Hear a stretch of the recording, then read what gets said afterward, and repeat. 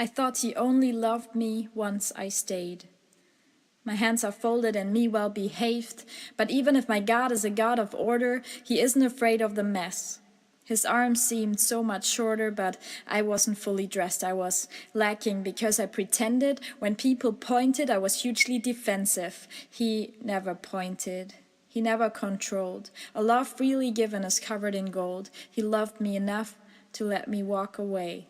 For him to give freely is to hold the pain.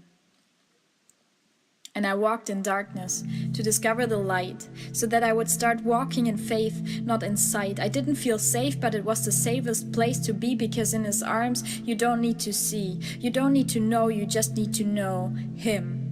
There's no greater love than this, that he who was without sin came to save. And I am not joking, while my past is broken, my future is floating. He spoke of me when I missed the target. He knew I would flee once I've seen my inability to let him love me. But his love never faints, so that when I will come back, my heart would be changed and I would be trained in trust. 'Cause he makes beautiful things out of dust. And I waited for a greater miracle to be witnessed, to spot a blessing in the midst of the stress. But then I realized that more right now would be less, that it would feed the wrong and kill my righteousness, so he put me on a test. If I would want to be blessed, I cannot feed my flesh and afford to walk astray, but I need to rest in the Lord and his ways. I need to be like a tree that is planted by the water. It is my plea for him to guide me to things I can't reach, where streams cause me to look so weak, but they are the reason my roots grew deep.